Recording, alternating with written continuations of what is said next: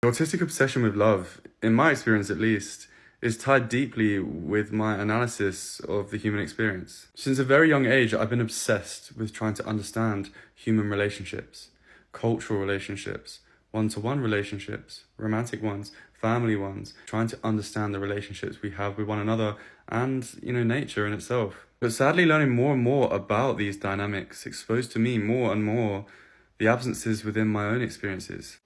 Love in a family sense, a romantic sense, lots of the different ways that people connect that I never managed to find within my own experiences.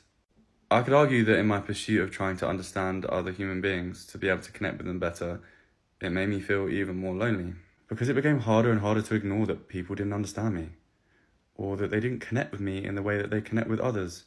Because I could see the disparities between the two, and it made it feel as if their love for other people wasn't the same as it was for me. And that's not necessarily true, but there's a misalignment in expression, which means even if that way was felt, it wasn't relayed or understood in the way that's needed for me to be able to experience the feeling of love in, that visceral sense. So you could say that my obsession for understanding the world around me and human beings exposed the lack of relationships that I had, to the point that I became obsessed with a pursuit of love.